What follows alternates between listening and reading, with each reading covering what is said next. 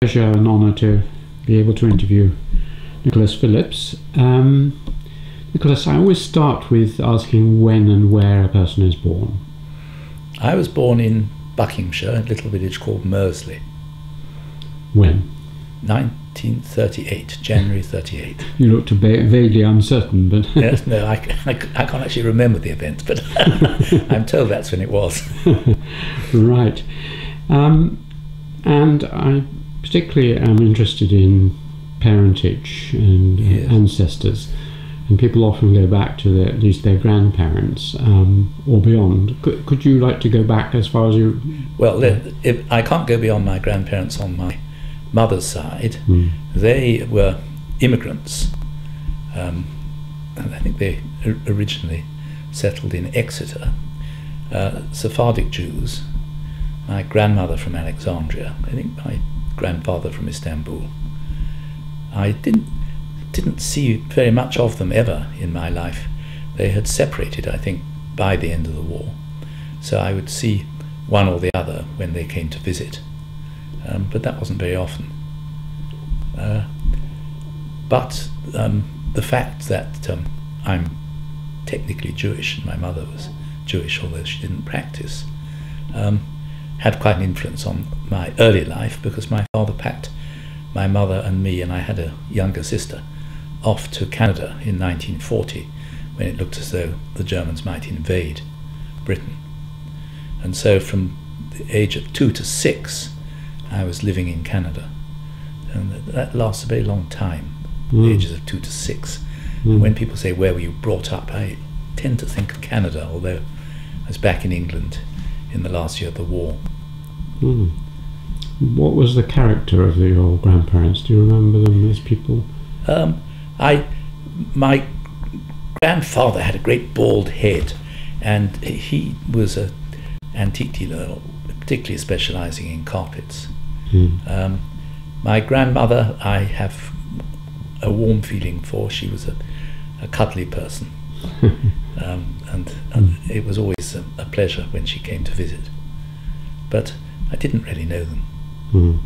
But they didn't bring up your mother as a no Orthodox? No, not at all. Yeah. And she was one of 5 sisters. They were all very bright, so there's a strong female talent there. I've still got one, the youngest of them, alive. I took her out to lunch the other day. She's aged 90 and lives in Dorchester. Bright as a button. Tell me something about your mother. She was bright. She got a scholarship, I think. She met my father when she was doing a dip ed at Oxford, and he was at Christchurch. We'll come on to his side of the family. But before the war, she used to mountaineer, ski. So an outdoor person, as am I. And she, in 1944, I think it was, when my sister Caroline was born, my mother was quite ill. She had double pneumonia, and from that time she was a little bit unwell. This was in Canada? No, we're back in England now. And she was diagnosed as having multiple sclerosis, which she always denied that she had. And she lived on into the age of about 84, and was independent right up to the end. But she didn't walk vigorously after the end of the 40s. And my father was quite enthusiastic walker, certainly. And I think this was a bit of a handicap for him. I think he would have liked to do a lot more in retirement than he did. He retired young, in his 50s. Did your mother have any job after she married, or? No, she didn't. She'd been to university, you said? She'd been to university, yes. What did she do at university? Goodness, what did she read? Modern languages, I think. And she taught during the war. We spent the first 2 years on a farm. My father had an aunt who married a Canadian, and they farmed near Edmonton. And so we stayed with them for 2 years, and my mother, I think, kind of did all the housework. And then we had to go to school, and there wasn't a school. So she went off to Banff and got a job at a school in Banff. And so we spent the second 2 years there, which were particularly memorable. We'll come to your memories. Yes, but then when she came back to England, in fairly quick succession, she had 2 more children. And so she was bringing up 4 children. And so she never had a job. She did all sorts of things. She took up tailoring at one stage. I remember her making suits for my father. But the multiple sclerosis, I think, slowed her up. She would have been much more physically active. What was your relationship like with her? She was reticent, a bit like me, I think. I think I'm fairly reticent. I had a very close relationship with her, but an unspoken one. Okay, well, let's go back along the paternal line. Now there, you ought to be talking to my sister Caroline Mustill, because she's absolutely fascinated with our family background, and I have never really bothered too much about it. But on my father's side, we're going back to English gentility. He was the end of the line, an only son. My grandfather, I think, was christened in 1876. I got his christening mark. So he married in middle age a young girl. It must have been pretty hideous. Their marriage was not a great success. It produced my father. In his later years, he was actually certified and ended up in Holloway Sanatorium. But had he been the Duke of Grafton, as he imagined he was, this would have been, I think, considered no more than eccentricity. My grandmother came from the Lakes. You mentioned the Lakes. She had quite a large estate, Oxon Park, near Greenodd, right in the south. She left her estate to Edinburgh University, where her father had been, except for a small cottage which she left to her 4 grandchildren. She said she'd leave her estate to my father if he agreed to go and live there, and rather honourably he said that he wouldn't. She was a difficult woman. This is your grandmother? My grandmother. When my parents got engaged, when they were still at Oxford, the grandparents on both sides were horrified. Before they got engaged, my father's mother wrote a letter to my mother saying that she hoped that my mother appreciated there could be no question of her marrying my father. Sounds like Jane Austen. Yeah, it is a bit. And she wrote a wonderful letter back saying that she entirely sympathised because her parents' reaction had been exactly the same. Was the Jewishness I think so, yes. Yeah. Ground? Yes, I mean, my grandparents didn't speak the King's English. They spoke with a foreign accent. And I'm sure it was also the Jewishness. I remember my grandfather saying to me what a pity it had been that my father had married a woman of colour. And so they got married in Christchurch Cathedral, and the grandparents agreed they would not go to the weddings. But then my father's father, who had a soft heart, turned up at the wedding nonetheless. And I liked him, and he was very proud of me. He had been called to the bar in Gray's Inn, never practiced as a barrister, but as a civil servant in the Department of Lunacy, somewhat ironically, as it was then rather robustly called. So he was was he the one who ended up in certified? Yes. He'd been practicing. Yes. Infected by it. Yes. And he lived to a very ripe age, into his 80s. My father's mother died relatively young. My father didn't get on with his mother at all. So at the end of the war, when we came back, we landed at Liverpool. Your father had gone with you or not? No, he was in the army, yeah, and yeah. he never went abroad. He was at the War Office in London. He bought a flat, or took a lease of a flat in Blackheath for us to move into when we came back, and he came up, and while he was away it had a direct hit, and so we had to go and stay with my grandmother for a bit, which was, I think, quite tricky. After that there would be duty visits. We lived in Maidenhead then, and my father would drive up, and I would usually go with him because I loved the lakes, but we wouldn't stay more than 24 or 48 hours with her. And back we'd come.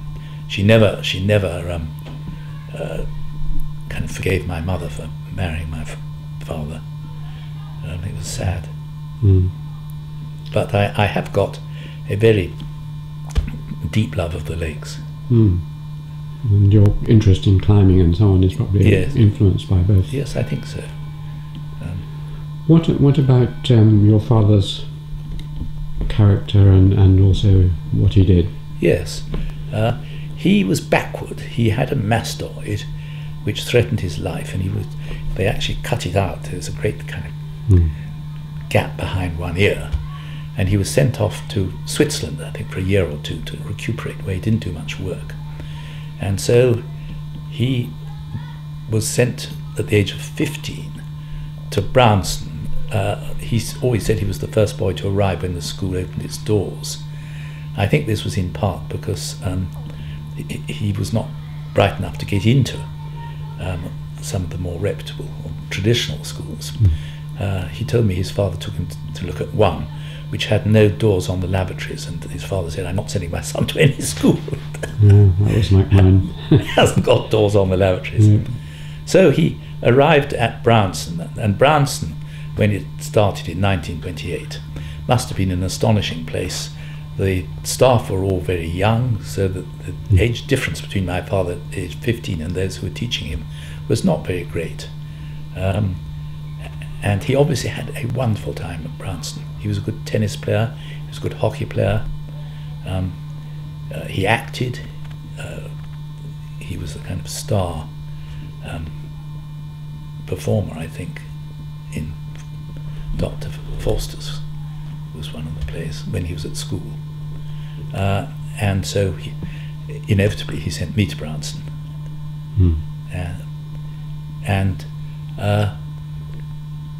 He caught up though, because he'd arrived at 15, but he got to Oxford. He got to Oxford, but he was sent down after a year from Christchurch for failing whatever they prelims. Prelims, I think, yes. And he then went back, and I think he got a third in English or something. He didn't do any work. He enjoyed himself. And my parents' marriage was a tremendous love match. Which then suffered strain when they were apart for 4 years. What did he do after? I mean, what was his career? His career, before the war, he went to work for an American company that had just opened a factory in England making Mars bars, and he worked for them the whole of his working life, ending up commercial director. In fact, he turned down the offer of being managing director. And this was a very go-ahead company. It had an office in Slough. Everybody had to check in. You got a good timekeeping allowance of 10%, which is another way of saying you had 10% docked from your wages if you didn't clock in on time. Yeah. But the managing director down had to clock in. They all ate in the same works canteen, open plan offices, a very enlightened company. Well rewarded. He was given some shares in the company on terms that when he retired they would be bought back at their current value, so that he was relatively well off. He was always mean so far as money was concerned. Is that off the record, or is that all right? No, that's all right. He didn't really believe in spending money on ephemeral pleasures like a good meal out. If it was buying a little Chinese pot or something, that was quite different, because that was an investment. But I do remember him saying to my mother, who had to keep housekeeping meticulously of everything that was spent, and he would look through them and say, "Do you realise we spent £50 on housekeeping this week?" So he gave quite a tough time, I think. What was your relationship to him like? It was quite good relationship. We weren't aware of the undercurrents in our parents' relationship, but I was never very close to him. When they retired, and he was, I think, 57, they went to live in Cyprus. I'd introduced them to Cyprus because I got to know it when I was doing national service in the Navy, and so they built a house there. So I didn't see very much of them in the last 20 years of of his life. Well, can't have been 20 years. He died 68, I think.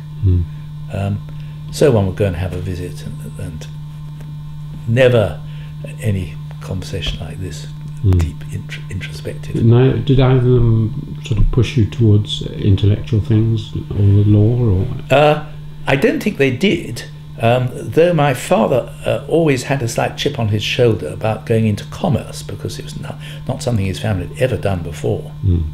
He did enjoy his work, and because my mother had multiple sclerosis diagnosed, he was allowed to take her with him when he went abroad as a special concession, and he was the buyer for Mars, and they used to go out to Africa to look at the crop, and they invented something which is now absolutely a common form called pod counting. It sounds fairly obvious, but they would go early on and count the number of pods on bushes that they kept an eye on and compare them with the year before, and they could then make a fairly good estimate of whether it was going to be a good crop or a bad crop. And I think he made more money for Mars in buying and selling commodities for them than they actually made out of selling Mars bars. But they enjoyed that enormously. Their trips, they'd go to Ghana, to Nigeria. And you ate a lot of Mars bars when you were young? We did eat quite a lot of Mars bars. Yeah. So he had a satisfying job, but he always had this slight feeling that it wasn't quite right to be in commerce. Well, we'll get on to me in due course, but I don't think he was the reason I went to the bar. Well, let's get on to you. You say you remember your time in Canada quite well. What do you remember? What are your early memories? I have early memories. I have quite clear memories of being on the farm, living on this farm. Obviously dramatic events. We had one enormous hailstorm. There was a little kind of nursery school I went to. I remember my first attempt to write. It went in a kind of semicircle. I couldn't quite understand why this was happening. I remember making kind of bowls out of melting old 78 gramophone records, and so that must have been between the ages of 2 and 4. I can remember the farm and hearing coyotes howling at night, and going to visit the hired hand who was Italian and being introduced to spaghetti. You can actually visualise these? Yes, I can. Yeah. And going into Red Deer, which was a little town, in the farm truck and so on.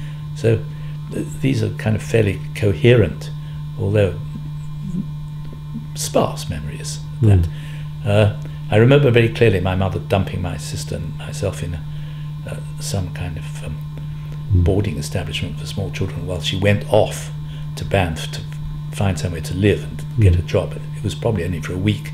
That's the first time we'd been left.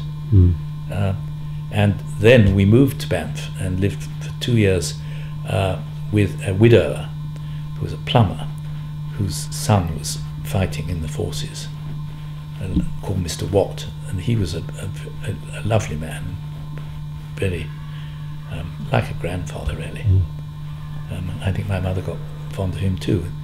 So those 2 years were very happy. And have you been to Banff? It's in the Rockies, one of the most beautiful places in Canada. And in the winter there was snow everywhere, and you would go on sleds drawn by horses into the forest to have kind of bonfire and picnic. Bears wandered through the streets. So these are quite vivid memories. In fact, Christy and I went back to Banff a few years ago, and I was able, by memory, to identify the school we were at.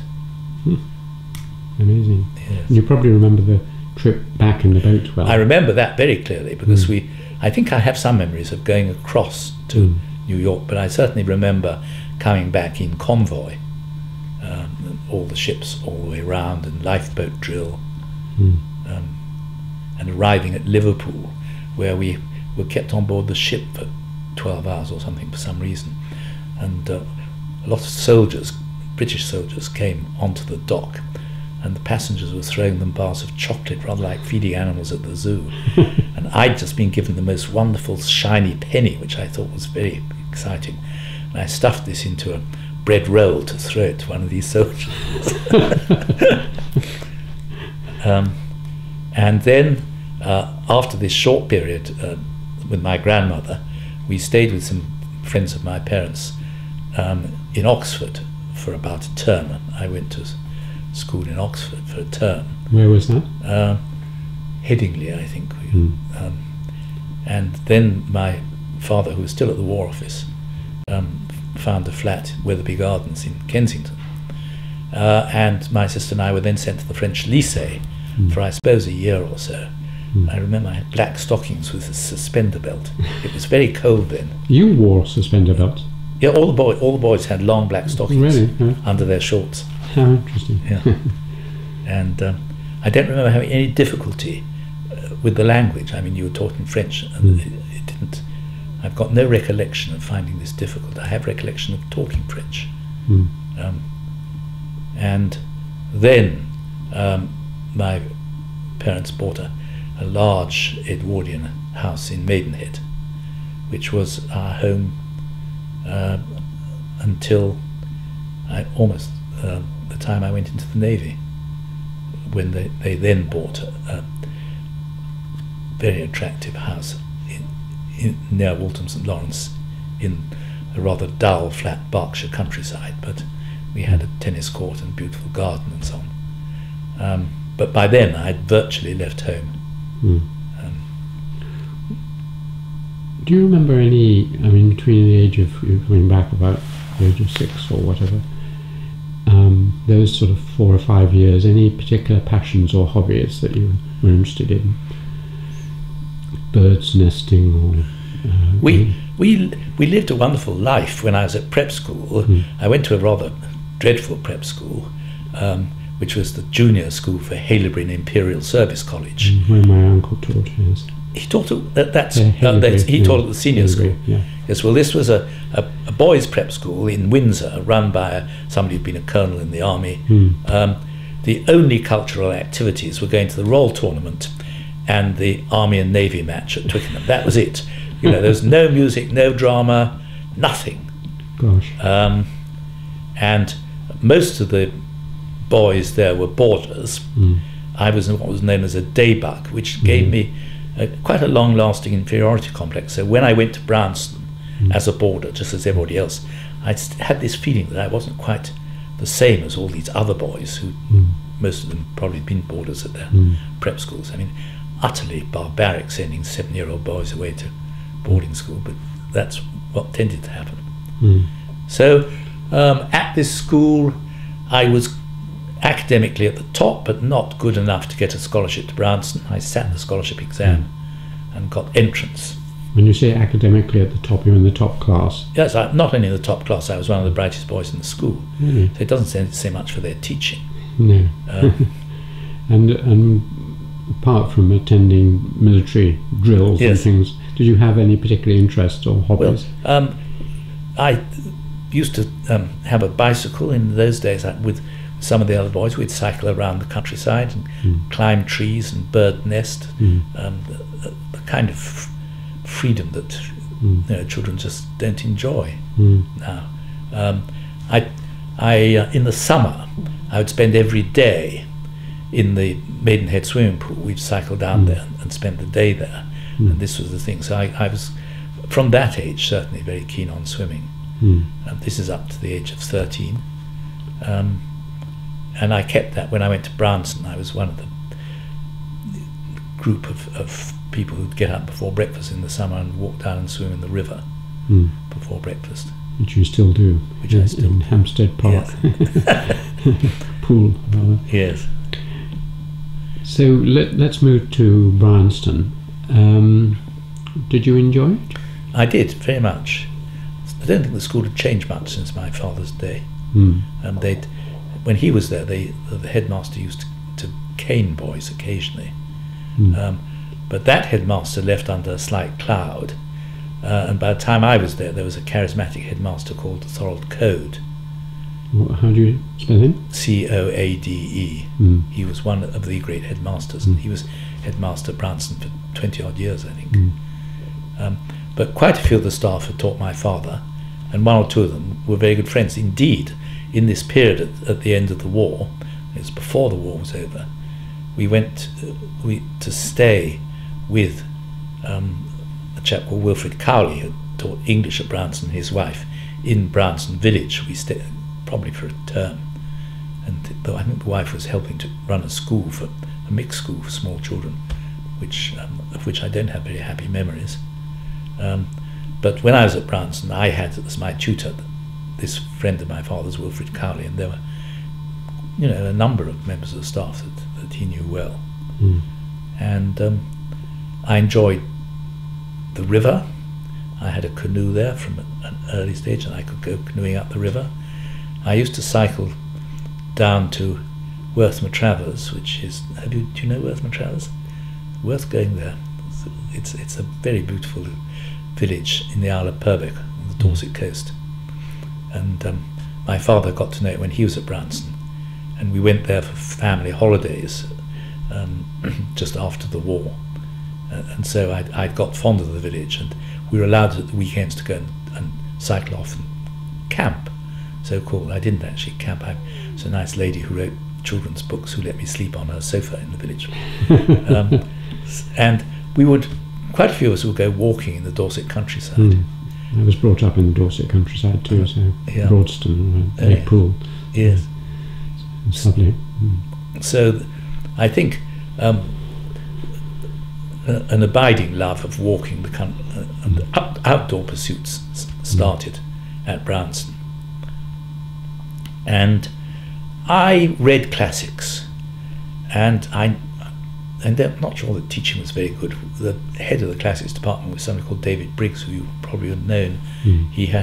After that he came to be head of the choir school here, and he only died a year or two ago.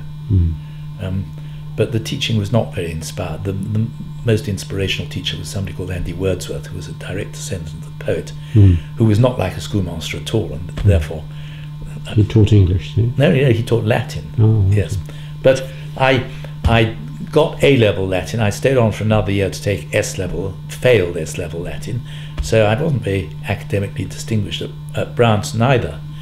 I acted. I learnt the whole of Medea, which was 570 lines of classical Greek, so you've got in my spare time. Very good memory, obviously. I did then, certainly. Well, I think children have a good memory. And I also acted Penelope Toop in the Junior Dramatic Society. That was over 700 lines of, but that at least was English, not classical Greek. And what about other things? Debating? Did you? I did a bit of debating, yes, not all that much. Organised sports? I played. I've always been very bad at ball games. I have a bad eye. I can't throw a ball. I throw cricket ball like a girl. So I didn't play cricket. I used to row, not with any distinction. I played rugger reasonably well. In that I played in the first 15, got my colours, but I wasn't a star at rugger. But I enjoyed rugger and went on playing it for a while after I left school. What about music? I didn't get bitten by music at Bryanston. Bryanston was very musical. I enjoyed when the school gave a concert, but after lunch every day there was something called rest period, where you had to go and lie on your bed for 20 minutes or half an hour and read a book. And there was a group of people who, instead of doing this, would go and listen to classical music on gramophone records. and I wasn't sufficiently interested in music to do that. And you didn't learn an instrument? I tried to learn the piano. I didn't persevere. I didn't. It just didn't quite. Has it ever bitten you since, music? Not. I've never tried to learn to play an instrument or the piano, but I love music. Yes, but I have colleagues who are very knowledgeable about music. I just enjoy it. I'm not knowledgeable. What is your favourite sort of music? I like the older classical music. I mean, Bach, Handel, Renaissance music, Beethoven. How modern can you get? Brahms. Brahms, that's fine. Yes, Bartók I think is about as modern as I really enjoy. Harrison Birtwistle is a family friend, and some of the things he writes I enjoy. But I'm not in. Does it? Do you listen to it when you're doing others? Yes, I mean I work to background music. You do? Yes. Yes. That's interesting. Some people can, and some. No, I find it enables one to shut out everything else and concentrate on what you're doing, but you have this background. This is what Simon Schaffer, the historian and philosopher of science, said the same thing. He has very loud music, and it acts as a kind of surround for him. I think it's prostituting music to use it in that way, but there we are. That's interesting. And what about religion? Because this is the stage you're either confirmed or not. I was confirmed, and I was quite religious at Bryanston. When I was at Bryanston, I made a lifelong friend of the Bishop of Portsmouth, who was then a school governor, I think. Certainly came over. I know some of the prefects started. We had humanities classes at Bryanston, and there was certainly an atheist bachelor member of staff who was indoctrinating his group with Freddie Eyre, Language, Truth and Logic. And Thor Code, who was a great Christian, got frightened. So he summoned Lancelot Fleming, the Bishop of Portsmouth, to kind of come and sort out the prefects. And he came over to Bryanston. And that's where I first met him. And at that stage, I was a Christian. Indeed, my parents were horrified. They thought I was going to go into the church. But there was absolutely no question of that. But Lancelot had a little bothy in a haddon in Scotland, where his parents came from. Lancelot Fleming, the Fleming family. And when I was at Cambridge, I spent several summers up there walking with Lancelot and with another bachelor, Don, friend of his, called Owen Monsborough Jones, who'd been the chief scientific officer of the Ministry of Supply during the war, distinguished gentleman. And so from then on, I was really into serious walking. Were you into serious religion? No. I think I was drifting from religion. But you were chatting to them on your walks about mysteries of life, or not? Not terribly, so far as I remember. I went walking with the bishop in the Lake District, and we didn't talk about religion at all. No, so I can quite understand. I don't think we talked about religion. But has it grown or decreased in importance in your life? No, it's decreased in importance. I would, if you say what's your religion, I say Church of England, but I don't actually believe in a anthropomorphic God or theist. I'm not atheist in as much as it seems to me that there's a possibility of all sorts of powers or whatever that we can't begin to really understand. And so it seems to me that so far as organised religions are concerned, it may be like electric current. If they're meditating, praying, worshipping, they may be plugging themselves into something that's there, clothing it in their own imagination with whatever they think God is. But I'm pretty secular. I'm not introspective. I don't spend a lot of time soul searching. But you enjoy the sort of ritual and the music? I love the ritual of the Church of England. Yes, very much so, and church music. I always used to go to the chapel to evensong. I mean, they say always, not every day, but it was an important part of my life at King's. Were there any other things that, were there any teachers who were, apart from the bishop, who were particularly inspired you at the school? No, I don't think they were. They were a good bunch. They were, you know, it was a benevolent society. You felt they had a fairly adult approach. It was a good preparation for King's, Bryanston. It was a school which had the Dalton system of education, which meant you were given assignment work at the beginning of the week, and it was up to you which particular assignment you did in an assignment period. So if you've been playing rugger and feeling very weary, you wouldn't tackle the maths, you'd do a bit of reading of Chaucer or something. And you would have a tutor who would keep an eye on what you were doing. You would have supervisions where your work would be discussed. This is in the sixth form? Really? No, right through the school. Really? Yeah. And that's still the case at Bryanston.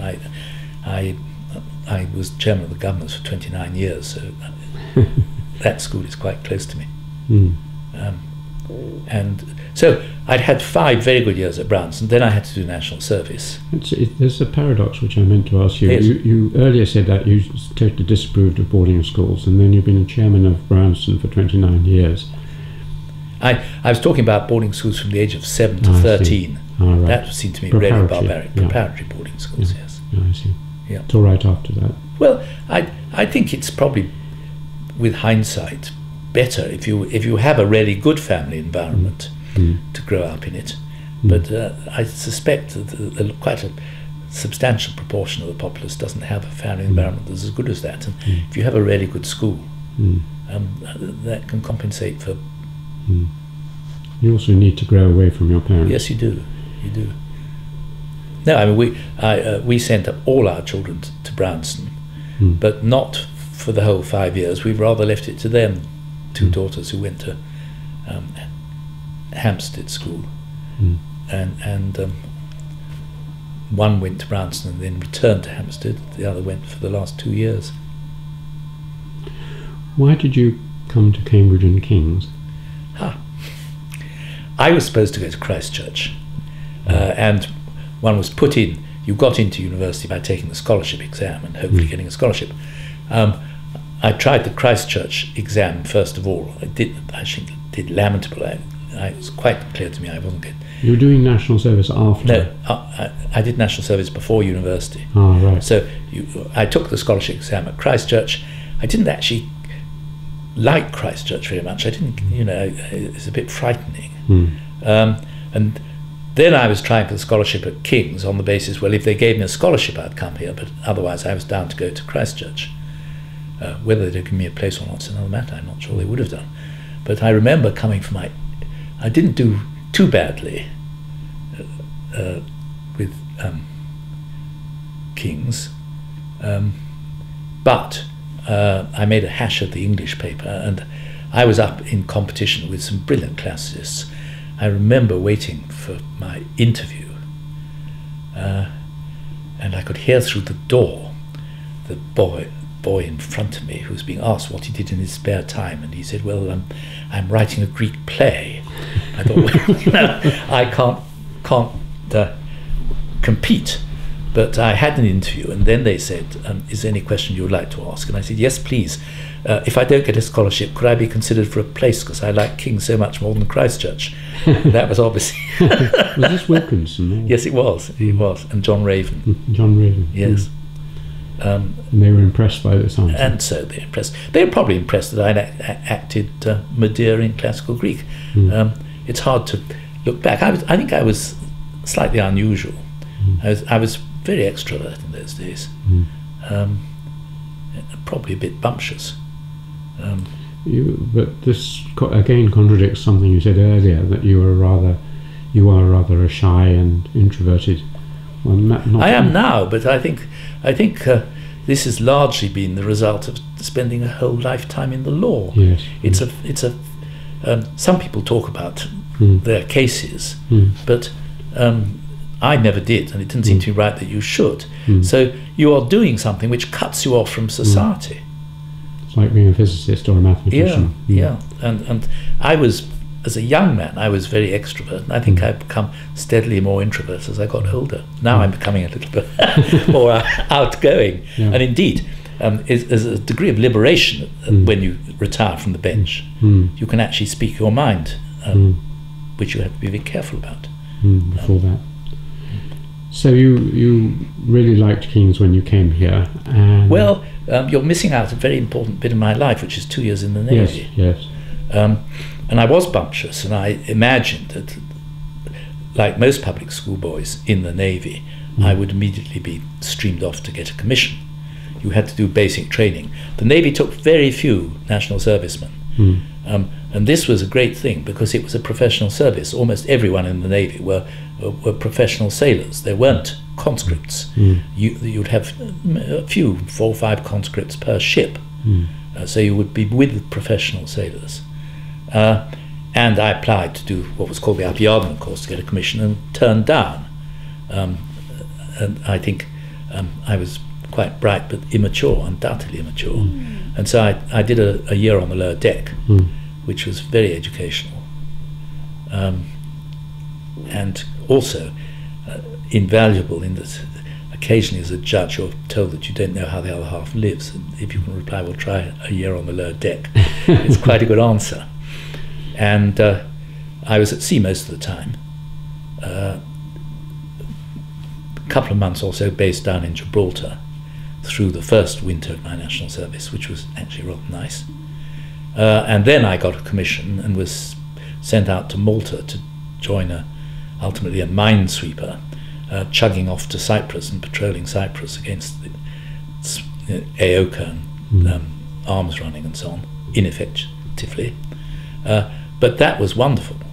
And you have this little wooden ship, 5 officers, I was the most junior officer, a lot of responsibility. You'll be on watch awake at night with nobody else awake except the helmsman for 4 hours while you navigated around the island. So a lot of responsibility for a 19 or 20-year-old. And so when I came out to King's, it all seemed a bit infantile, actually. You know, you had to be in by 10 o'clock and a lot of rules. Wear gowns often. All of this.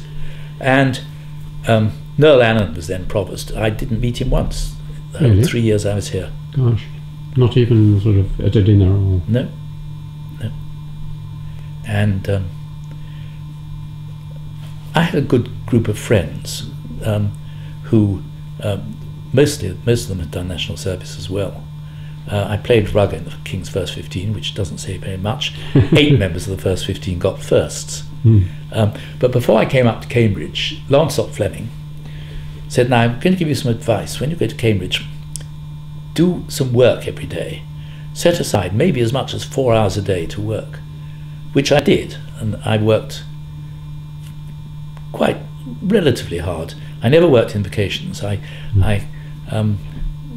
signed up to a little advertisement. I saw a travel agent at the Oxford and Cambridge Travel Club he was running, and I used to take parties to go skiing in Christmas and Easter, and maybe off to Austria or something in the summer.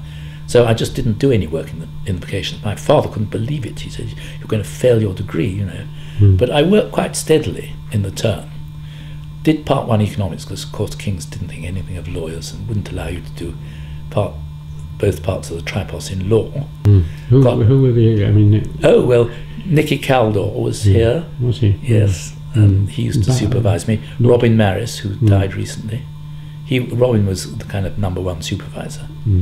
And Nicky Lord Caldor. Khan was around. Yes, he was around. Pigu was still wandering around.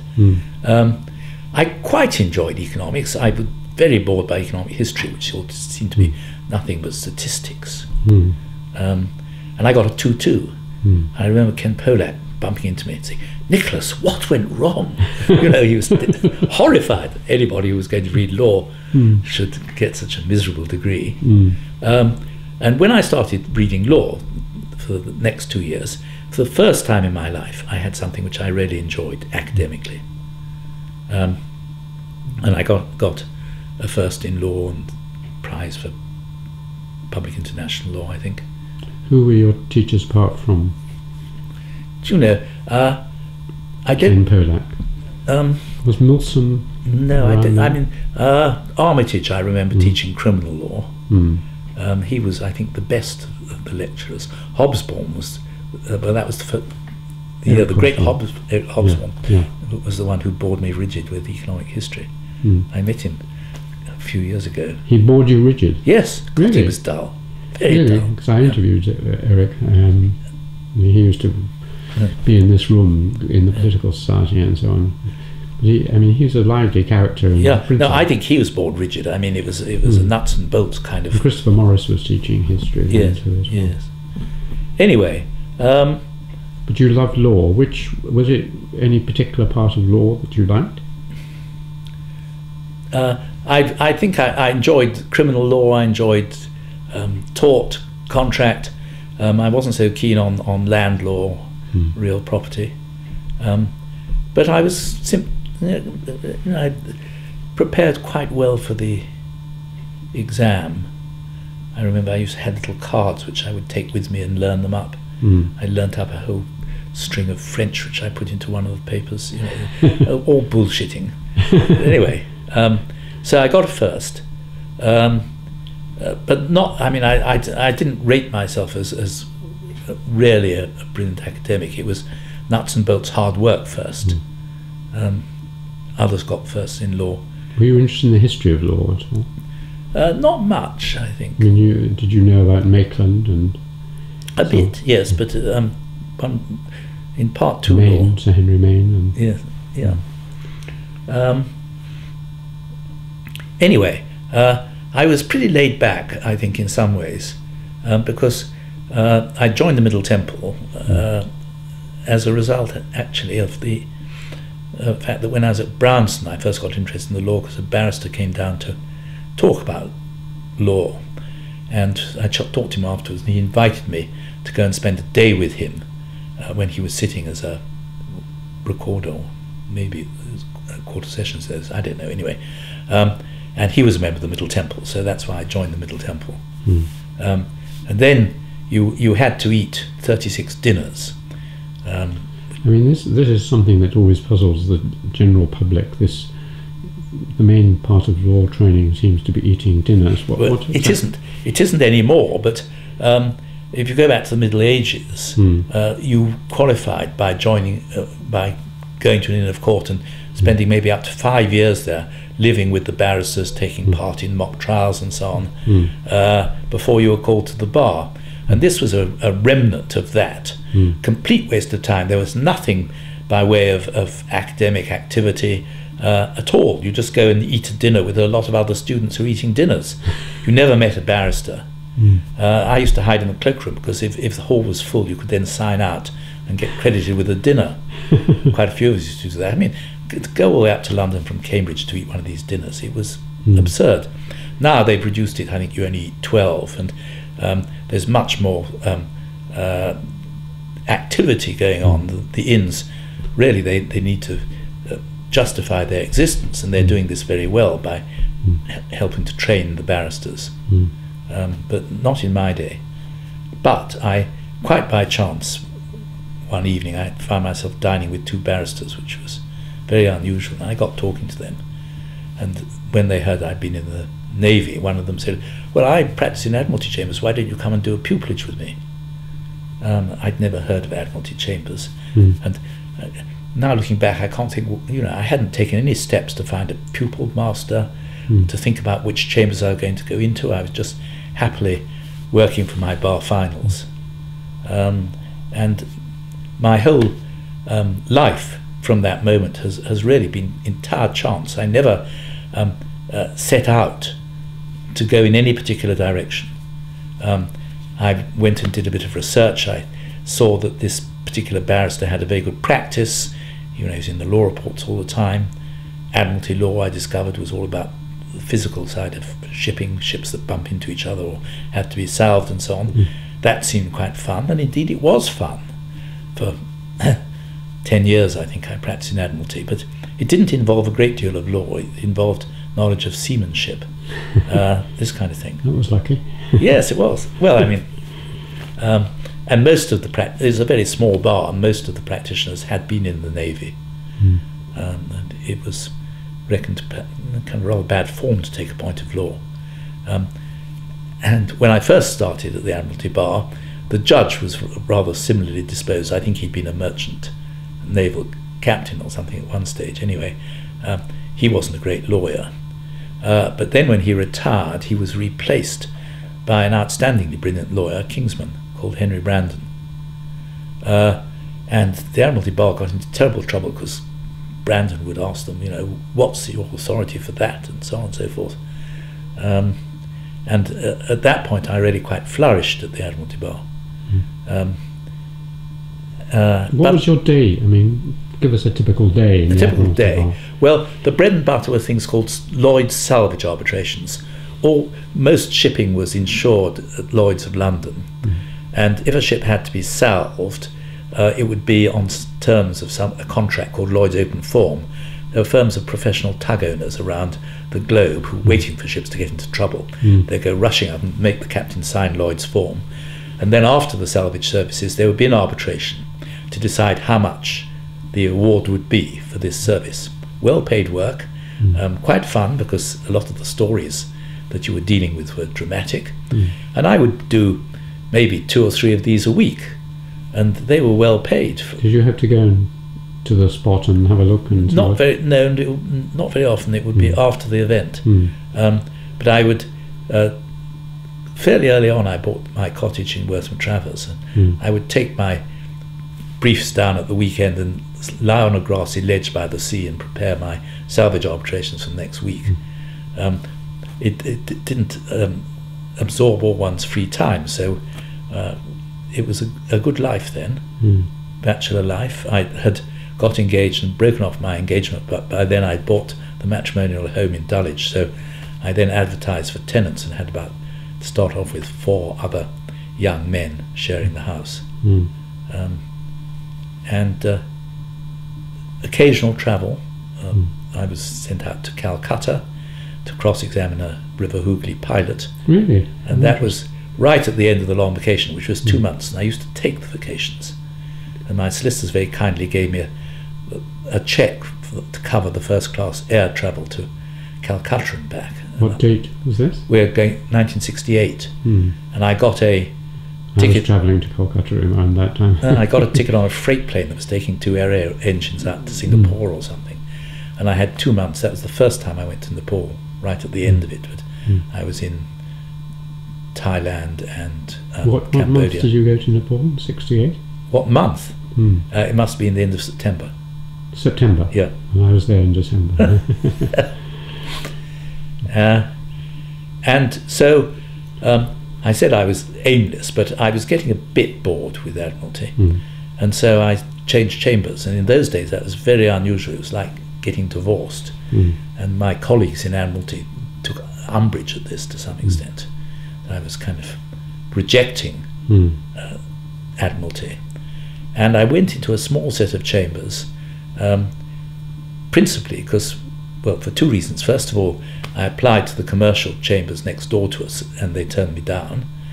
And I shared my house in Dulwich with somebody called David Vaughan, who'd gone into this small set of chambers in London.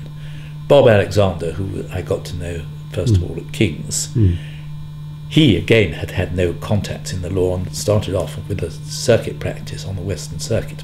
He wanted to move to London, so I suggested to him that he join these chambers. And so a few years later, when I wanted to move, this was a natural set of chambers to join, and it was a very small set then. So I moved into these chambers. But by then I'd got a good clientele of the big city firms of solicitors. A number of them would do Admiralty work almost as a lost leader to cater for their shipping clients, but they weren't very interested in it. They were interested in the commercial work, but they started sending me commercial work.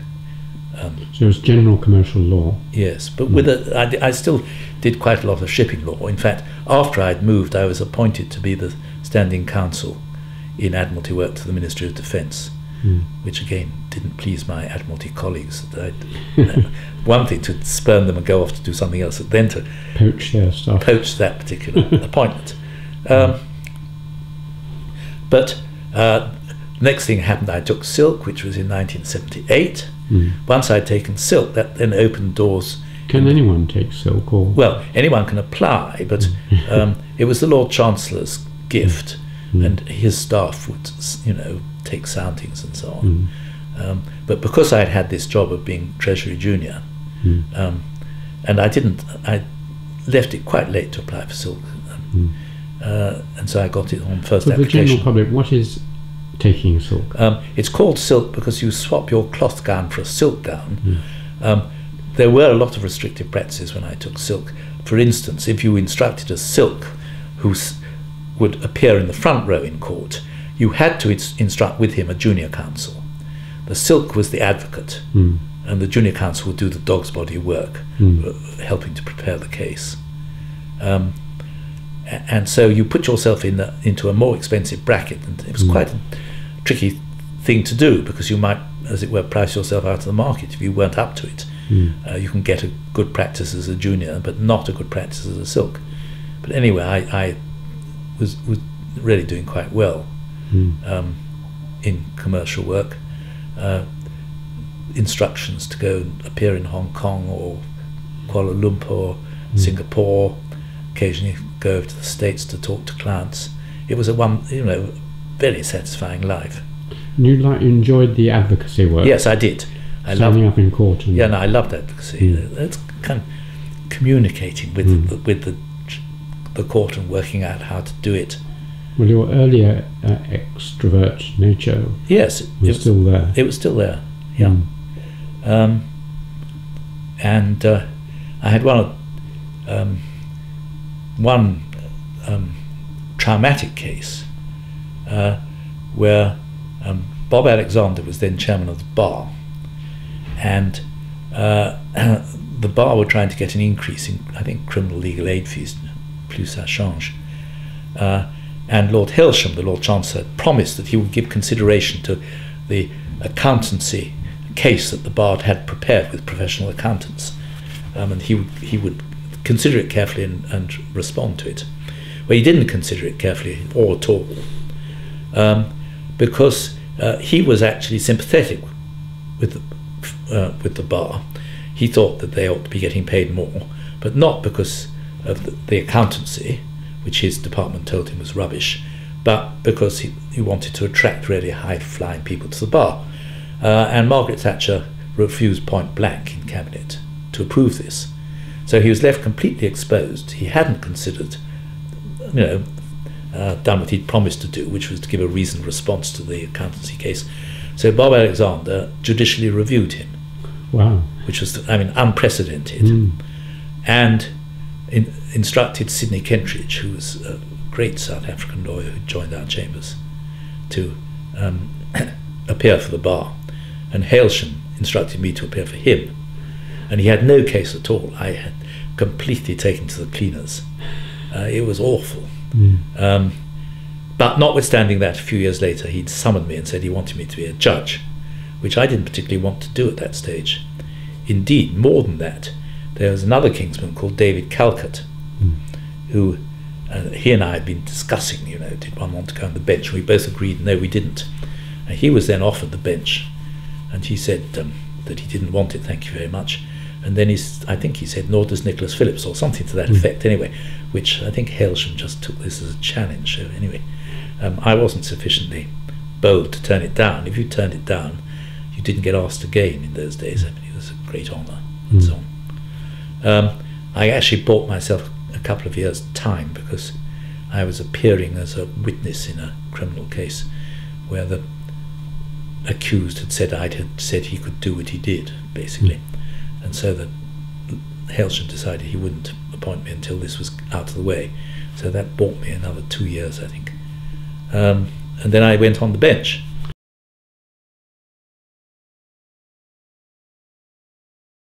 So you've become a judge. I became a judge. And a right good judge too. Well, it seemed to have been. It was all quite surprising in a way. A complete change of lifestyle. I was allocated to the commercial court, which meant that I spent 2/3 of my judging time in London, as opposed to 50-50.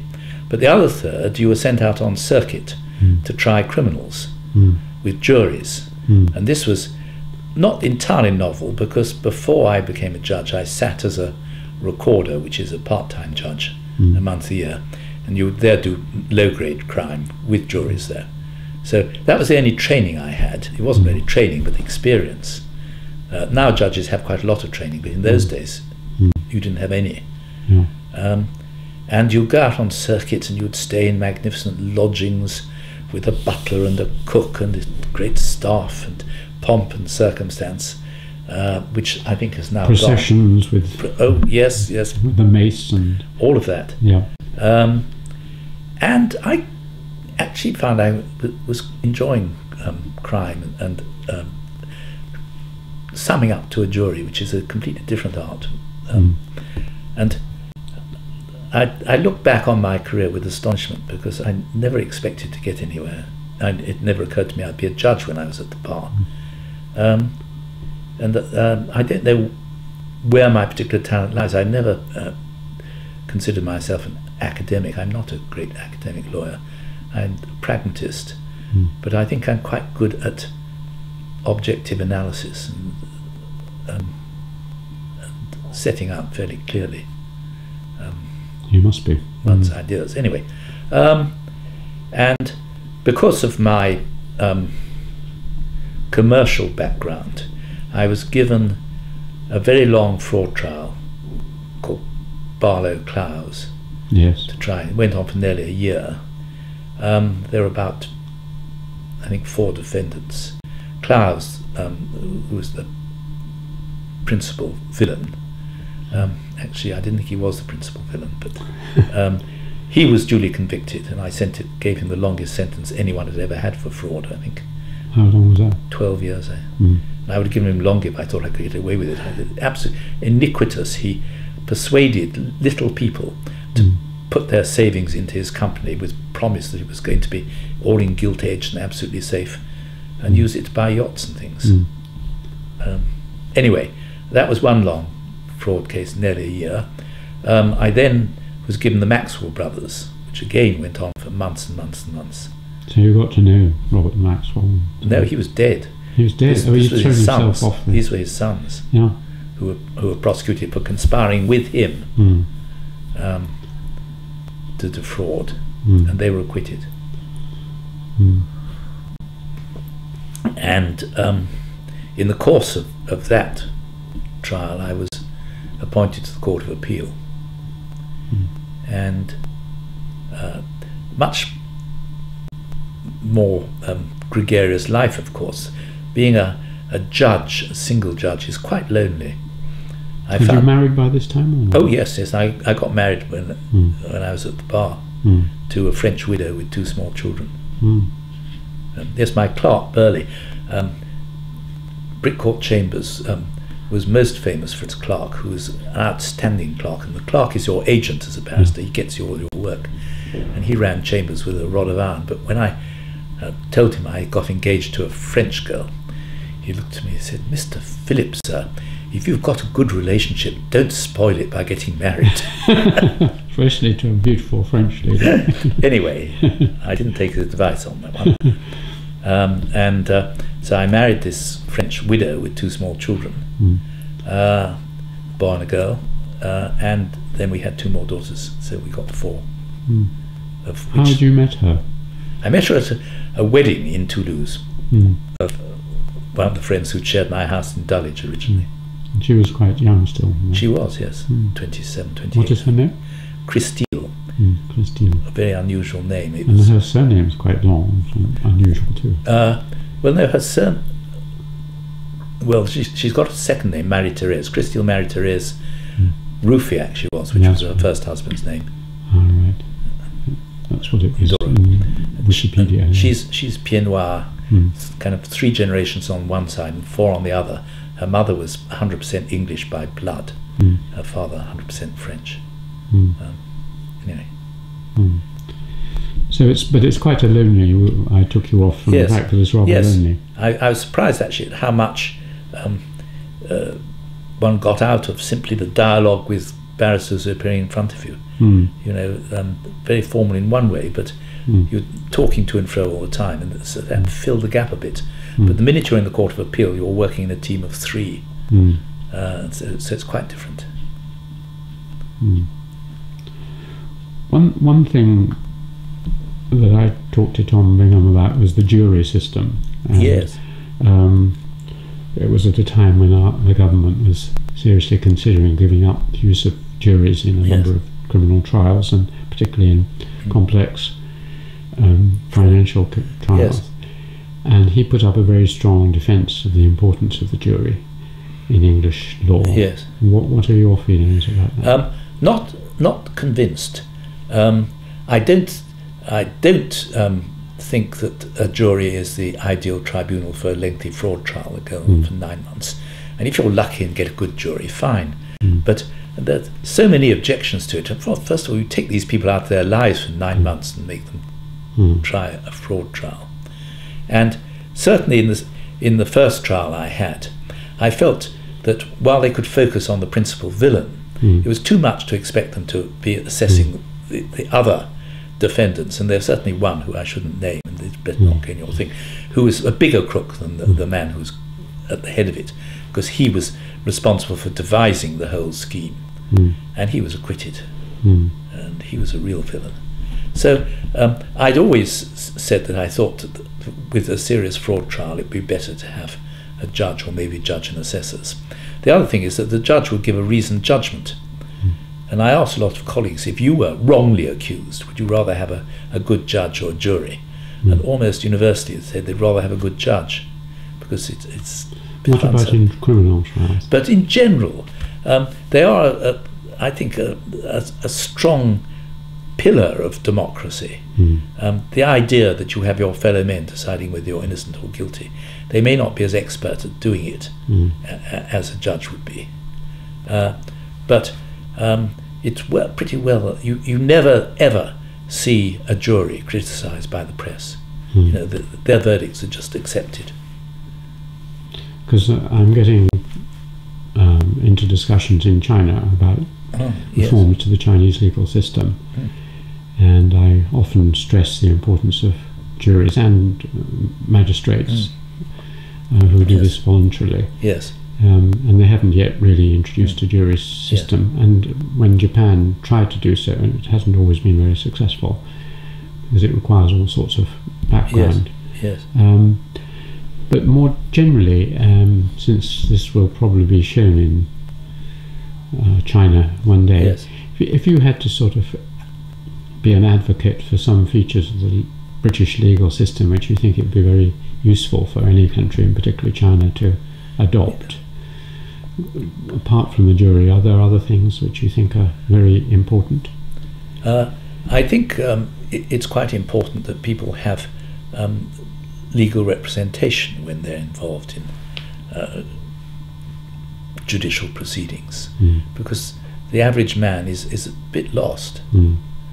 And unfortunately at the moment we are cutting back on legal aid, but I think it's a partnership you get between the lawyers and the judges, which if it's working well is very good indeed. So a defence lawyer. Defence lawyer, yes. And other features? Well, the presumption of innocence is very important. You have to prove, satisfy, whether it's a judge or whether it's a jury. And we have a high standard of proof beyond reasonable doubt. How do you think this compares with the Scottish system, which has a threefold? They have a not proven. Yes. Yes. A bit invidious, actually. Their system. Yes, I think to have the jury. That suggests you have a jury not proven. We can't find. We think he probably, we're not satisfied beyond reasonable doubt, but we have our suspicions. I don't think that's satisfactory. So it's better to be binary in our. I think so. But the most important message to get across, I think, is that the judges must be objective, uncorrupt, unbiased, not asking themselves what would the government or whatever like us to do. The two aspects to that. One is the pay of judges, which always in England tended to be high, so that they're not corruptible. That's a very good point. I think if you don't pay judges properly, the temptations are too great. Lee Kuan Yew was very wise in Singapore. He insisted his judges should be paid at the same level as kind of commercial men, and so he's got a judicial, or had a judiciary that's not corrupt. And the Hong Kong judiciary is pretty uncorrupt too. Well, they are, but this is our tradition. I think we get the because corruption went out in England a long time ago. I mean, if you read Cook, yes, even then you had a pretty high integrity of judges. Right back to Henry II, in fact.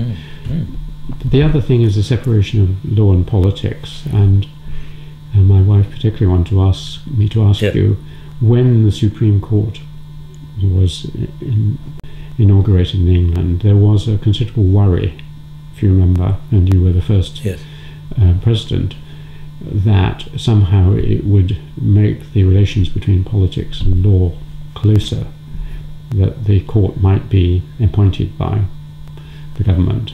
But that hasn't happened, has it? No, and I don't think it's actually right to say that there was that concern. The purpose of creating the Supreme Court was to make the existing separation of powers between the executive stroke legislature on one hand and the judicial on the other transparent. And if there was a worry, it was that the judges would get too uppity in the Supreme Court and start kind of challenging legislation. Yes, because one of the things it was meant to deal with was the anomalous position of the Lord Chancellor, who was both the government. That's right. It was all part of the same package. So he went, and it was, I think, the Supreme Court was rather subsidiary to getting rid of the Lord Chancellor, and how much the desire to get rid of the Lord Chancellor was attributable to a belief in the importance of the separation of powers, and how much was political is a matter for debate. I was just, when I was waiting to see you, I was thumbing through Blair's own autobiography, so I thought, let's see what he said about the creation of the Supreme Court, and he said almost nothing. I mean, it doesn't seem to have struck him as being of any great significance. He said, referred to Charlie Faulkner, who'd taken over from Derry Irvine as a Lord Chancellor, so that was just a trivial event. And there was undoubtedly a lot of politics behind this. Blair hadn't consulted anyone, he did it off his own bat. Is this for the record? Yes, this is all right, this is for the record. He didn't consult. Apparently one of the reasons he didn't consult was that he reckoned if he did bring it into the public domain, he'd never get it through. I think he's probably right. But it's worked well. I think it's worked very well, yes. Most of my colleagues were not in favour, and I think I would have been with them if I only had a year having replaced Tom Bingham when he had to retire, so I hadn't kind of really got enmeshed in the House of Lords. But now I've spent a bit of time there, and it's a very seductive place. And most of the people who were against the idea are now happy about it. I think they quite quickly became in favour of it. We worked better as a collegiate body, and our facilities were so much better. And it's easier to do the job if you've got the right facilities. And sweeping away the formalities of debate and voting, because when you gave a judgment you were simply in theory making a speech, so everybody tended to make a speech or write a judgment, so you've got too many judgments. Now with the Supreme Court you can have a single judgment if you all agree, and they're much less prolix, which is good. My wife and I watched that very interesting programme in which you featured, which took us inside the Supreme Court. We thought it was excellent. And what were your feelings about it? It was interesting. There in fact were two programmes made. One was made by a single lady who came and spent a year with us in the House of Lords, and then moved, as it were, to the Supreme Court. But I suspect you saw the BBC programme, Yes. which was, I thought, very good. Mm. It was controversial. Some of my colleagues didn't think it was a good idea to expose ourselves to the public view. Better if we were kind of anonymous ciphers administering the law.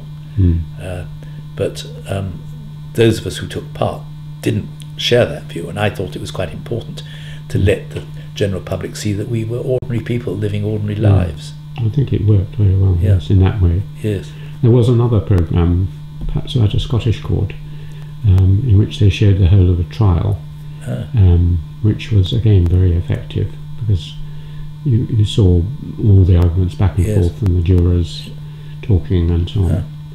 So I think it opens up justice. Yes. Anyway, let's get back to your career. Yes. I hadn't been in the Court of Appeal all that long. I was still a kind of junior boy when I was asked to chair the inquiry into BSE, mad cow disease. Really? Yep. And I said yes, and my terms of reference were to report within a year. And that was hideous, because as I went on, it became perfectly obvious I couldn't do it in a year. And I had to go crawling back to them actually on 2 occasions, asking for an extension. And I found running this inquiry by far the most stressful thing I'd ever done. I mean, I reckon I nearly had a breakdown. I was not sleeping at night. I actually went to a hypnotist to get help, tried to get help with sleeping. I was depressed. And I think part of it was simply the pressure of time, trying to meet a deadline. We were looking at how government had responded to this, whether there had been a cover-up, whether the way they'd handled it was adequate. And this covered a period of 10 years. We had to look at England, Wales, Northern Ireland. I think I had probably 100 ministers or ex-ministers give evidence. We took evidence by people in groups rather like parliamentary committees, to have 3 or 4 come at the same time. It was an administrative challenge. I had about 50 young men and women, largely from Australia and New Zealand, having a year out, working as paralegals, sifting documents. We had so many documents in the building, we had to have it surveyed to make sure it wasn't going to be put under stress. But I was put under stress, rarely. So it was partly this stress of time and so on, but were there other things? I mean, dealing with scientific subjects. I loved the science. I mean, it wasn't any part of our job to work out why cows had got this disease, but we did. By logic, the received wisdom of the Ministry of Agriculture was that it was because they'd changed the way they rendered the dead cattle, mincing them up, lowered the temperature, and that enabled the prion, whatever it was, to survive. But that, when I thought about it, I thought, this cannot be right, and it wasn't right. It wasn't right. No, and now I think it's accepted. Our conclusion was that there was an initial case of this, and then it was recycled over the years before it started to come out. Did you look into Kuru? Yes, a bit. And Gajacek and all his work and all that. Anyway, I survived, but only just. Really, I mean, it was touch and go, I think. Christy was very worried, my family were worried. Did that mean you'd avoid any future inquiry? Yes, I wouldn't accept another inquiry. But it went on for nearly 3 years. There was a second one, wasn't there? Or not into BSE. No. There's a friend of mine, Gabriel Horn, did an inquiry of some kind into BSE, but well, maybe it was of a different kind. Anyway, at the end of the day, we gave a fairly clean bill of health to government. I remember I had a press conference at the end of it. The first question, I think, was Joshua Rosenberg. Said, "Why is it that your report is such a whitewash?" Because there was nothing there to... Well, there were, by and large, it was not a bad tale. Anyway, as I was nearing the end of that, I was promoted to the House of Lords. And the only case I sat on was Pinochet Mark II. They had to try hear the Pinochet appeal again because there'd been a challenge to the first decision on ground of bias of one of the judges who had a connection with Amnesty, who had intervened, and so they were running out of law lords. What was the trial about? This was it was whether General Pinochet was entitled to immunity, state immunity. For, Spain were trying to extradite him from England. He'd come to visit England. Yeah. Spain then sought to extradite him. He said, "You can't. I've got state immunity." We decided he hadn't, but then the Home Secretary said, "Well, he's not fit," so he went home. Very interesting case, but the only one I sat on, because I was then asked to become Master of the Rolls, which meant going back to the Court of Appeal and presiding over the civil division of the Court of Appeal. Is that what it means to be Master of the Rolls? Well, it's a very old office, but currently the Master of the Rolls is the head of the civil division of the Court of Appeal. Most judges in the Court of Appeal also sit in the criminal division, but the criminal division will be made up of one judge from the Court of Appeal and two more junior judges. And most of the work you're doing, if you're in the Court of Appeal, is civil work or maybe family work. Sitting in courts of three, hearing these appeals, so back I went. While I'd been away for 3 years, there'd been some very significant changes which I wasn't up to speed with. We introduced the Human Rights Act, and Lord Wolfe had introduced a whole lot of reforms of civil procedure. And all my colleagues had been trained in these, but I'd been too busy with mad cow disease, so it was quite frightening. I mean, I really was a bit frightened to suddenly find myself in this position. And I had done very little public law at all, which is kind of major diet. You had to do a lot of homework. So I had to I had a word with Lord Wolfe. I said, "Look, I really haven't got any experience of public law." "Oh, don't worry," he said, "you pick it up as you go along. It's nothing to it." The British tradition. Yes. And you did? It seemed to. Yes, I think so. From there, I was then asked, would I like to be Lord Chief Justice? And this was at the time of the constitutional changes, but abolishing the Lord Chancellor, who was the head of the judiciary. In the end, he wasn't abolished, but all his judicial functions were taken away.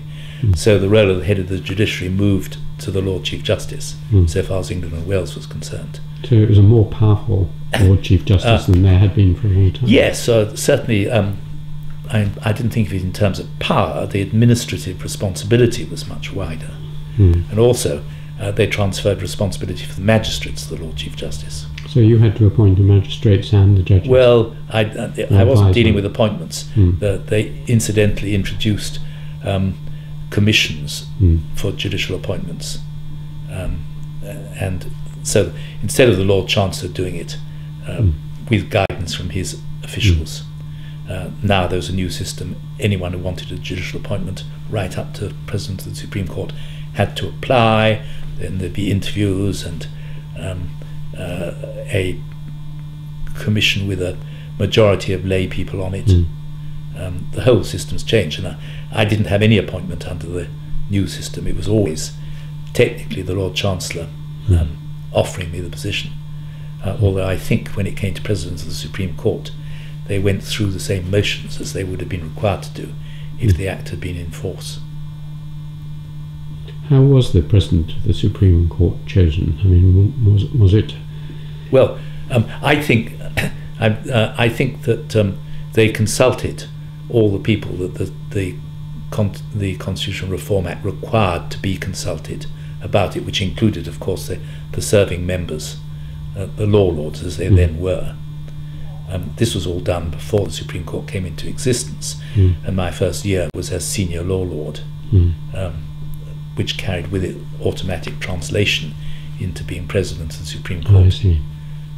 So in theory it was the old system. In practice, I think they went through the same motions as they would have done under the new system.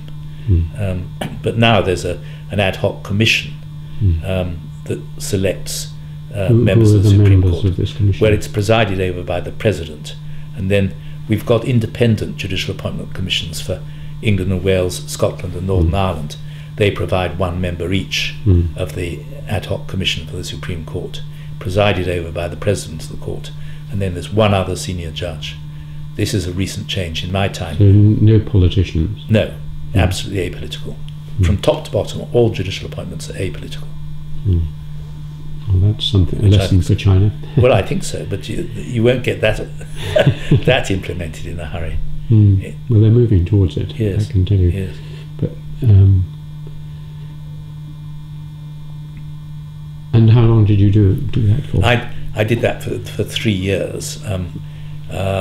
Mandatory retirement age for me was 75. I say for me because it was dependent upon what the retirement age was when you were appointed to the bench. I had colleagues who'd been appointed more recently.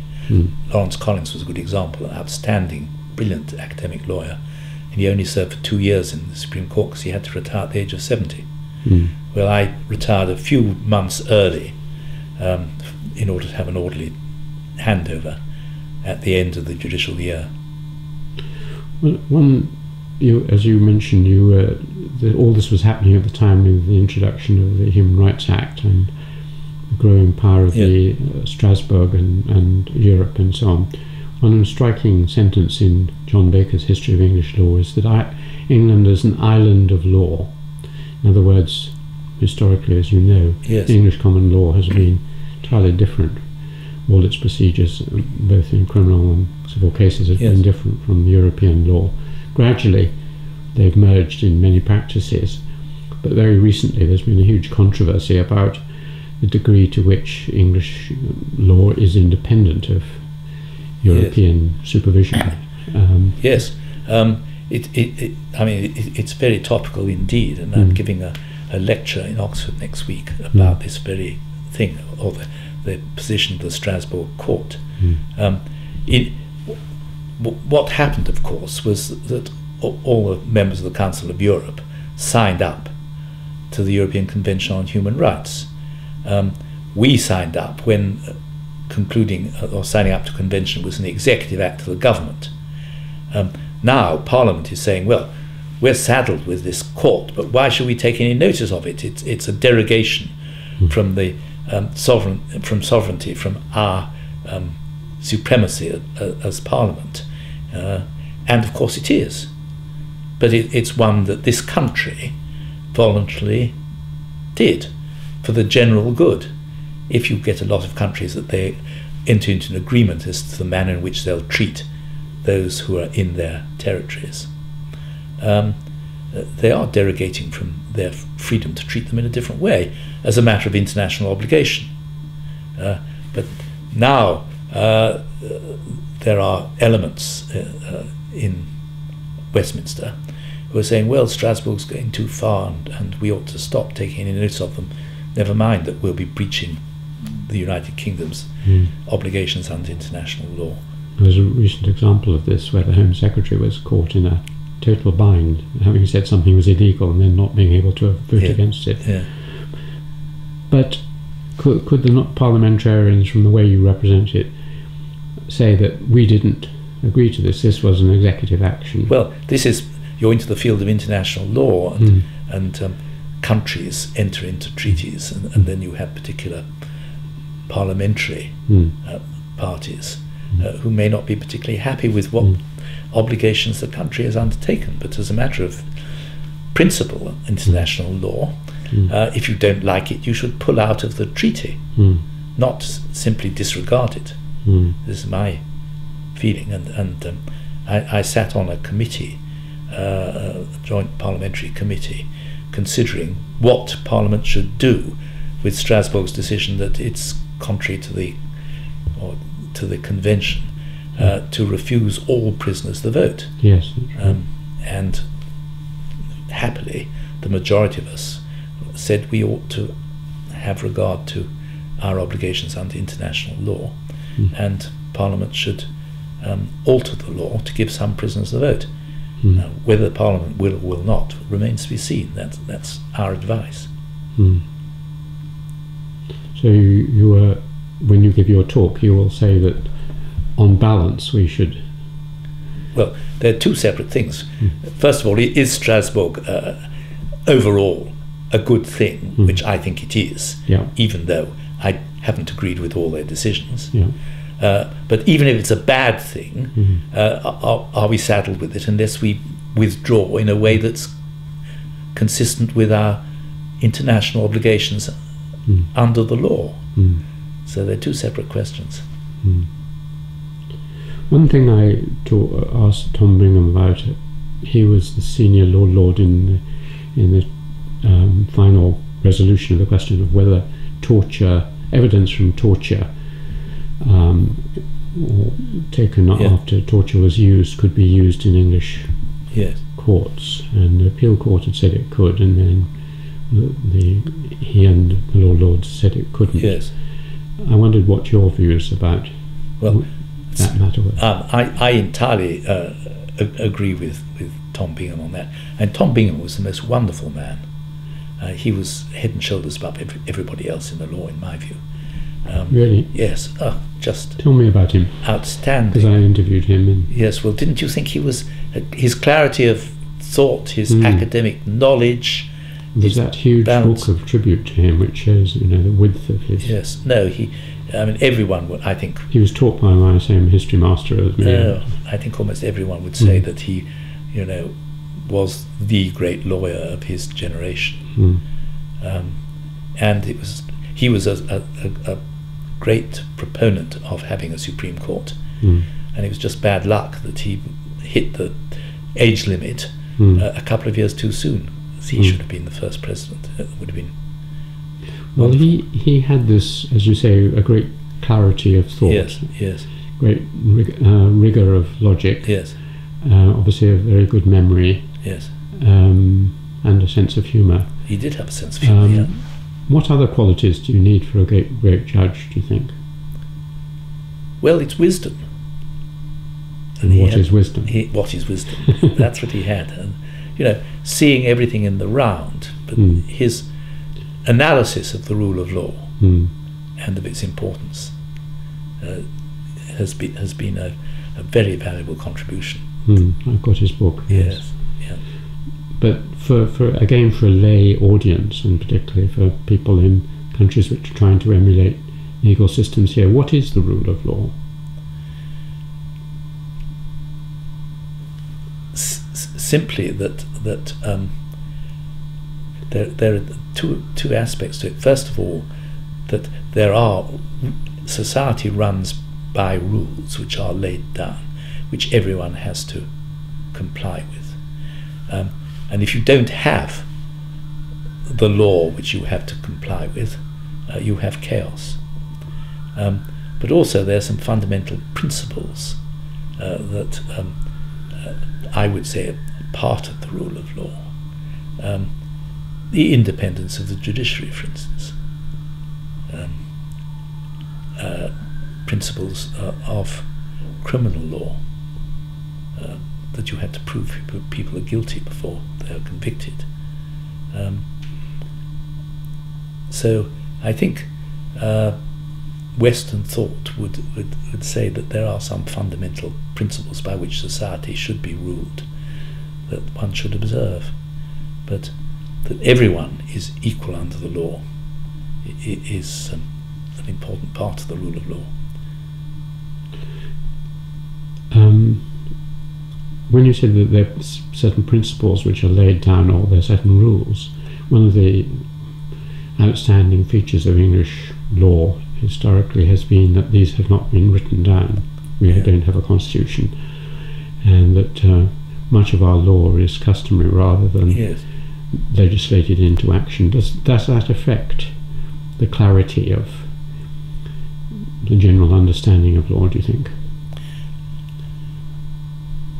I don't know about clarity. I mean, you might argue that if like the French, all the law is written down, and the judges aren't allowed to make law. They've simply got to say what the law is, but they can't fill gaps, in theory anyway. We can fill gaps. Now, most of the law now is written down, but some of what's written down has its origin in the common law, quite a lot of it. But if there are gaps, we can fill the gap just on our own say-so. A good example was, it was a rule of common law that you couldn't be guilty of raping your wife. And overnight, the courts, exercising their common law power, said, no, this is out of date. And you can be guilty of raping your wife. Yeah. Well, at least a very recent odd one was, what is religion? You know, the sudden realization that anyone who believes strongly in something. This is a Scientology case. Yes, Scientology case. The other. Is can be deemed to be holding a religious meeting. Yes. Well, I mean, I could talk for quite a long time about that particular case. We'll talk a little about it. Well, I was talking about it quite by chance at King's College London, where we had a little seminar on it 2 days ago. And I was saying that lawyers give words a meaning which is influenced by the context in which the words appear. And here, the context was a couple who wanted to be married according to the rites of Scientology, which they believed in, and they went to these meetings and so on. And it was hard to think of any reason why they shouldn't be allowed to do so. So that approaching this particular statute, you want to give religious worship as broad a meaning as possible. But Lord Toulson didn't attempt a definition. He did attempt a description, and his description took out God from the formula. That's right. You've got to believe in something that is insubstantial, that you cannot prove exists. There's got to be an element of faith in some. He wouldn't use the word supernatural. He says that has bad connotations, but that's what he was really saying. And when I was thinking about it, religion can be defined in different ways, and Denning said, well, you've got to be worshipping a god. Well, he had noticed the fact which our anthropological students notice as they go through their course, which is that 2/3 of the world believe in systems which don't have a god. Yes. There is no god in Taoism or Buddhism or Confucianism or even in certain parts of Hinduism. So basically, the monotheistic religions are a minority in the world, and anyway they're divided. So he was coming into line with the major. Yes, he was. But a pretty appalling task for any judge to be required to do, to produce a definition of religion. And again, I think he made it quite plain that he was defining it in the context of that particular act, which goes back to 1855. And the point of principle he made is that when you are defining or describing religion, in inverted commas, in an act of 1855, you do so through modern eyes, not through the eyes of the person who passed the act. Well, I think in that case he was right, but not axiomatic. Denning, when he gave his judgment 50 years earlier, said, this is what those who wrote this statute would have expected. So another very recent and contentious area has emerged in London, and you may have been involved with talks too. I can't remember. I don't think it was King's College, but this case of whether people who were holding a meeting on university premises could put pressure on women to sit separate from men in the audience, which takes you into whole areas of privacy, gender, space, belief, and so on. You came across this? I didn't. I didn't come across this, and fiendishly difficult issues arise in something like that, because the answer you'd want to get to would depend where you're coming from, I think. Is the judiciary under much strain because of that sort of matter, and also the religious one we discussed? Because this country, having been until 30 years ago, and my students and the population being basically a Christian common law country for 1,000 years, is now filled with many different faiths and ethnic minorities and groups and so on, each of whom have different customs and legal traditions and so on. And is it becoming very much more difficult to adjudicate between these? I don't think it is in particular, or in general, but you do get problems such as should women be prohibited from wearing the burqa in certain situations. I mean, big issues in France. Can you prohibit women from wearing the burqa in public, which Strasbourg are going to have to consider. Switzerland, a ban on building mosques. What are your feelings about these kinds of... I think that the liberty of the individual is extremely important, and you shouldn't interfere with that unless there's very good reason indeed. When I was Lord Chief Justice, I had this problem. Could I lay down some general principle about witnesses or jurors or defendants, women, who wanted to be veiled? And I chickened out of it. I said, actually, the individual judge has got to decide what the requirements of justice are in the particular case. I mean, it sounds as if you're taking John Stuart Mill's definition of liberty, which is that you're permitted to do whatever you wish, in so far as it doesn't damage anyone else. Well, this has always been our approach to law. You don't have to have a law which allows you to do something. You can do anything you like unless the law says you can't. Negative definition of liberty. Negative definition. I think I believe I subscribe. I think it's much more effective. Yes. Yes. Another issue that's always interested me, I've done a lot of work on chancery cases in the 17th, 16th century, and I've always been impressed by the role of equity, the legal distinction between justice and law, that much of English legal action in the past was to do with things which you couldn't apply the common law to, but it was clear that something unfair was happening. When the courts were merged and the chancery divisions were closed and so on, was this principle of equity maintained? Yes, it was. Yes. How does it? Well, there are rules of equity now which will be applied in any case. The law of the common law has merged with the law of equity, so there are equitable principles that one applies, and I've seen them invented or developed in my lifetime. I mean, Robert Gough, Lord Gough, developed the principles of unjust enrichment and restitution, which really are equitable principles, although I think he got his inspiration from German law. As it happened. We didn't really understand these things. Well, I think we ought to be drawing to a conclusion. I obviously, like someone sending someone over the lines in the war, I say, are there any questions, other questions you haven't asked me? Yes, that I haven't asked you would like to have talked about? I don't think so. I think we've... I always remind people of their families. They often want to say something about their... Well, I think that anyone who's married to a lawyer or is a child of a lawyer has got a pretty poor deal. It tends to invade your life to an unhealthy extent, and I am personally conscious of I was saying, I've become more introverted. If you talk to Christine, she will say that I've given up really conversation. I've tried to reverse that, but I think I'm quite a silent person And with your grandchildren? No, I did. I think when I'm with my grandchildren, I don't think I'm as chatty with them as some people would be. But you seem a happy person. I mean, maybe this is... Yeah, I think the family matters so much, and I'm blessed with my family. My children and my grandchildren, I have, I think they're marvellous, all of them. There's no kind of individual member of my family that I'm at odds with, which is not always the case.